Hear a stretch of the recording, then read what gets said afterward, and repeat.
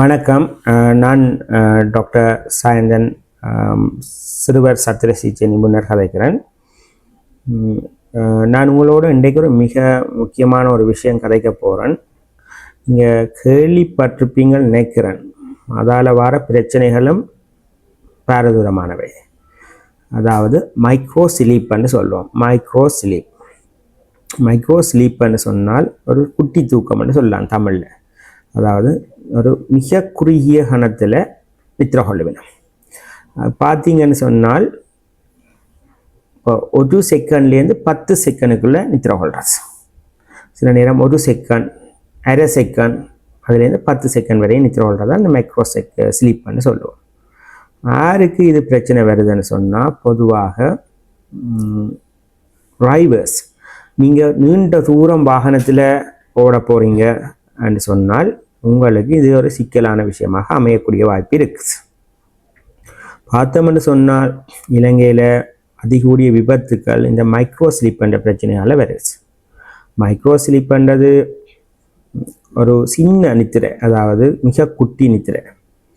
Second பாருங்க, 1 செகண்டோட குறைவு. சில இந்த பாதி செகண்ட், 1 செகண்ட், 2 செகண்ட் அவ்வாறான நித்திரை கொள்றதால வார பிரச்சனை தான் இந்த பெரிய பிரச்சனை, ஆக்சிடென்ட்.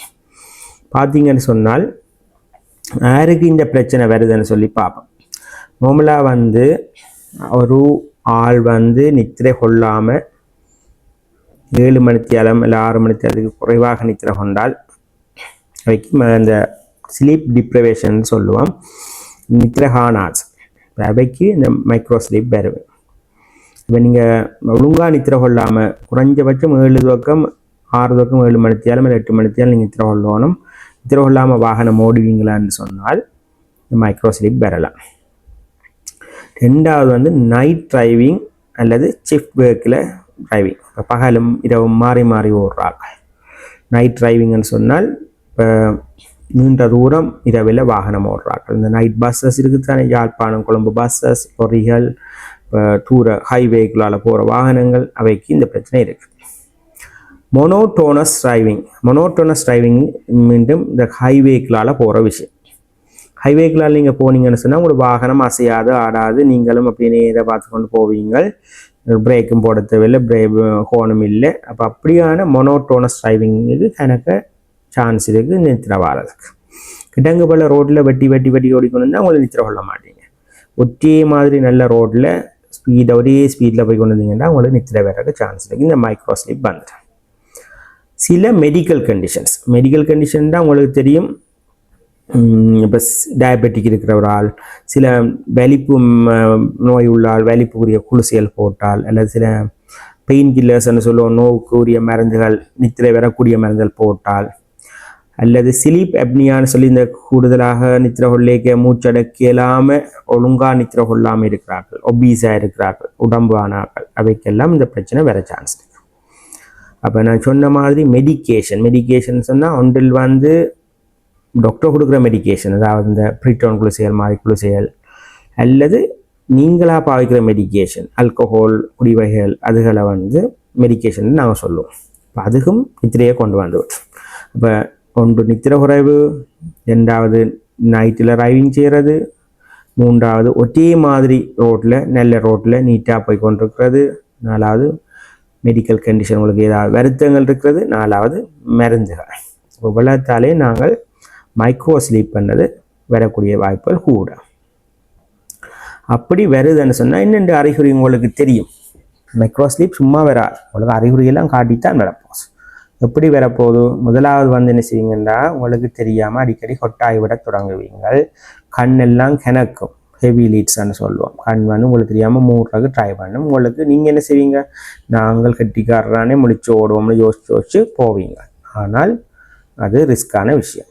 கண் பார்வையை பார்த்தீங்கன்னா தூர தெரியா கொஞ்சம் மங்குறமாக இருக்கும், அதை உத்து பார்க்க கஷ்டமாக இருக்கும். அதை விட சில நேரம் குனிஞ்சு விழுகிற மாதிரி இருக்கலாம். சில நேரத்தில் ரோட்டில் சைன்கள் உங்களுக்கு ஒழுங்காக தெரியாமல் இருக்கும். அப்போ சில நேரம் நீங்கள் உங்களை தாண்டியும் போவீங்க, திரும்ப வேண்டிய இடத்துல திரும்பாமையும் போடுவீங்க. இப்போ இப்படியா கடைசியாக பார்த்தீங்கன்னா சில நேரம் உங்களுக்கு கடைசியாக 4 கிலோமீட்டரில் இங்கே வந்துடான்னு கூட ஞாபகம் இருக்காது.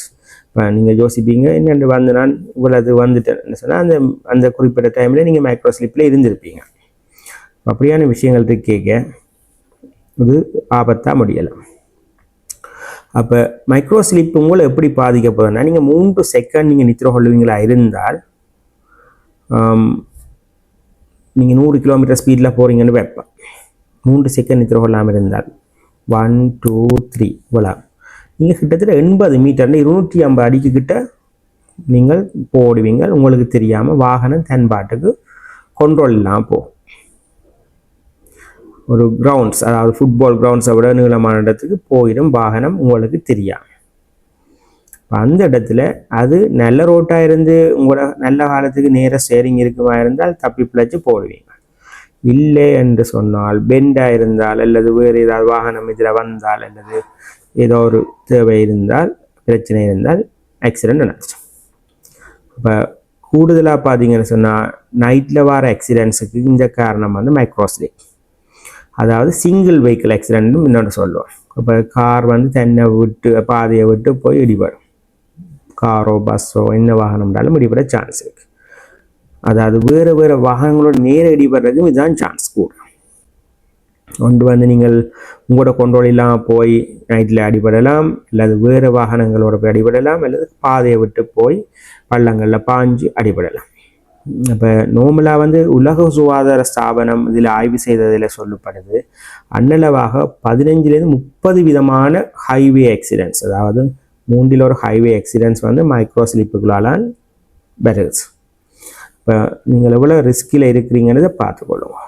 நாங்கள் அனைவரும் நைட்டில் டிரைவிங் கேட்க இந்த விஷயத்தை யோசிக்கணும். அடுத்தது யாருக்கு கூடுதலாக இந்த பிரச்சனை வருதுன்னு சொன்னால், long distance drivers, lorry bus டாக்ஸின்னு சொல்லி நீண்ட தூரம் போகிறாங்க. மற்ற யங் அடல்ட்ஸ், அதாவது ஸ்டூடெண்ட்ஸ் அல்லது இளம் வேலைக்கு போகிறார்கள், அவைக்கு அனுபவம் இருக்காது இரவில் ஓடி, அவைக்கும் இந்த பிரச்சனை வரும். மற்றது நான் சொன்னேன், இந்த நித்திர தூக்கம் சம்பந்தமான வருத்தங்கள், சில மருந்துகள், ஆல்கோஹால், போதை வஸ்துகள் பாவிச்சிட்டு போனால் வரும்.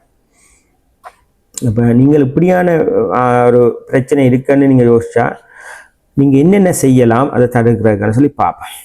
முதலாவது வந்து 7-8 மணித்தியாலத்துக்கு நல்லா நித்திரை கொள்ளுங்கோ டிரைவிங் செய்ய முன்னும். இங்கே என்ன வாகனம் ஓடுனாலும் உங்களுக்கு உங்களோட பாதுகாப்பு தான் முக்கியம். 7-8 மணித்தியாலும் நித்திரையை கட்டாயம் கொள்ளுங்க. அடுத்தது வந்து ஒவ்வொரு இப்போ 10-15 நிமிஷம் பிரேக் வந்து எடுக்க வேணும். இறங்கி நின்று கொஞ்சம் ரெஸ்ட் எடுத்து டீ காஃபி எதுவும் குடித்து அப்படி செய்யலாம். 2 மணித்தியாலம் டிரைவிங் செய்தால் ஒரு 10 நிமிஷம் ரெஸ்ட் எடுக்க வேணும். அல்லது நீங்கள் என்ன செய்யலாம், கூட கொஞ்சம் சோம்பலாக இருக்கிறீங்கன்னு சொன்னால் நீங்கள் ஒரு 10 மினிட்ஸுக்கு நித்திரையை கொள்ளலாம். ஷார்ட் நெப்ஸ்ன்னு சொல்கிறது. அதுக்குரிய முறைகளை அரசாங்கம் ஏற்படுத்தி கொடுக்குமான்னு நம்புகிறோம். சில இடங்களில் இப்போ போலீஸ் சேவையெல்லாம் அதை செய்து கொண்டு வருகிறோம். நிப்பாட்டி உங்களுக்கு ஒரு டீ குடிக்கக்கூடிய வசதிகள் செய்ய போகிற மாதிரி சொல்லிக்கிறேன். அடுத்தது வந்து பார்த்தோம்னா சில வெஹிக்கிள்களில் நாங்கள் அந்த டெக்னாலஜி இருக்குது, அதில் பூட்டலாம். அலாம் சிஸ்டம், டிரைவரை வந்து ஒப்சர்வ் பண்ணும் கேமரா, அது கொஞ்சம் டிரைவர் நித்திர கொள்கிற மாதிரி கண்டுபிடிச்சி, இல்லை கண்ணுகளை கடிக்கு பிளிங்க் பண்ணுற எல்லாம் கண்டுபிடிச்சி கால்குலேட் பண்ணி உங்களுக்கு வார்னிங் தரும். ஃபெட்டிக் டிடெக்ஷன் சிஸ்டம்னு சொல்லியிருக்கு. அடுத்தது இப்போ சொன்னேன் நான், இப்போ இப்படி சில அவேர்னஸை வந்து சட்டமாக கொண்டு வரணும். இவ்வளோ தூரம் இவ்வளோ நேரம் தான் டிரைவிங் செய்யலாம். இப்போ லாங் டிஸ்டன்ஸ்னால் 2 டிரைவர்ஸ் போகணும், அல்லது இப்போ இவ்வளோ நேரத்துக்கு பிறகு ஒரு டிரைவர் இதில் இறங்கி நிப்பாட்டி நித்திர கொண்டு போகக்கூடிய வசதிகள் வர வேணும். இப்படியான விஷயங்களை நாங்கள் செய்ய வேணும். செய்தோம்னா அந்த மைக்ரோ ஸ்லீப்பை நாங்கள் தடுக்கலாம். இப்போ மைக்ரோ ஸ்லீப் வந்து மிகவும் டேஞ்சர். இப்போ ஆல்கோஹால் எவ்வளோ பாதிப்பு ஏற்படுத்துமோ அதே மாதிரி பாதிப்பு இந்த மைக்ரோ ஸ்லீப்லேயும் இருக்குது.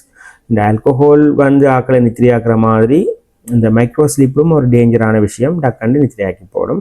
இப்போ நீங்கள் எவ்வளோ வீரனாக இருந்தாலும் நீங்கள் அதில் தோற்று போகிறதுக்கு வாய்ப்புகள் இருக்குது. அதை மனசில் வச்சுக்கொண்டு லாங் டிஸ்டன்ஸ் ட்ரைவ் பண்ணுறாக்கள் ஸ்பெஷலாக நீங்கள் இதை யோசிங்க. School bus drivers, young adults எல்லாருக்குமே பகலில் கூட இந்த பிரச்சனை வரலாம். ஆனால் கூடுதலாக எந்த டைமில் வரும்னு சொல்லி பார்த்தீங்கன்னு சொன்னால், அந்த மார்னிங் ஒரு 2 மணிலேருந்து 4 மணி 5 மணிக்குள்ள கூட சான்ஸ் இருக்குது. இப்போ உதாரணத்துக்கு கொழும்புலேருந்து வர வேண்டி பார்த்தீங்கன்னா, யாழ்ப்பாணம் வந்து கிளிநொச்சியை தாண்டி மாதிரியும் வடிவாக அரைவ் பண்ணுவேன். நம்ம கிளிநொச்சியிலேருந்து இங்கே யாழ்ப்பாணம் வாரதுக்கு இடையில நித்திரை வர கூட சான்ஸ் இருக்குது. அதே மாதிரி இங்கேருந்து போகிறவையும் அதே மாதிரி தான். இப்போ அந்த ரோட் வந்து மொனோட்டோனஸாக இருக்கும், ஒரு விதமான டிராஃபிக்கும் இல்லை, டிஸ்டர்பன்ஸும் இல்லைன்னா அவைக்கு கூட சான்ஸ் இருக்குது. இப்போ இங்கே யாழ்ப்பாணத்துலேருந்து கொழும்பு போகிற பஸ்ஸை பார்த்தீங்கன்னா அது கொழும்பு போய்க்கே அவைக்கு ரஷ் ஆகிடும். அப்போ அவைக்கு நித்திரை வரது சான்ஸ் கொஞ்சம் குறையும். ஆனால் கொழும்புலேருந்து யாழ்ப்பாணம் வரைக்கும் மாறி யாழ்ப்பாணம் வரைக்கும் நடக்கும்னா ரோட் வந்து எம்டியாக இருக்கும், மொனோட்டோனஸாக இருக்கும், ஒரு விதமான டிஸ்டர்பன்ஸும் இருக்காது. இப்போ அவை வந்து ஒரு வேலையும் செய்ய வேண்டி வராது, பிரேக் பிடிக்க வேண்டி வராது, ஃபோன் அடிக்க வேண்டி வராது. அப்போ நித்திரை ஓடுறதுக்கு கூட சான்ஸ் இருக்குது. இப்போ நீங்கள் கூடுதலாக அப்படி நித்திரை கொள்ளாமல் ஓடணுமெண்டா உங்களுக்கு ஒரு கம்பெனியன் ஒரு ஆளை கதைக்கக்கூடிய ஒரு ஆளை பக்கத்தில் வச்சிருப்போம். டிரைவர் காய்ச்சி கொண்டு இருந்தால் ஓரளவு தப்பி பிழைச்சி வரலாம். இந்த மைக்ரோ ஸ்லீப்பை பற்றி ஞாபகம் வச்சுக்கொள்ளுங்க. இது ஒரு டேஞ்சரான விஷயம். உங்களுக்கு ஏதாவது டவுட்கள் இருக்குன்னா நாங்கள் இதுக்கு உங்களுக்கு உதவி செய்யக்கூடிய வாய்ப்புகள் இருக்குது. நன்றி, வணக்கம்.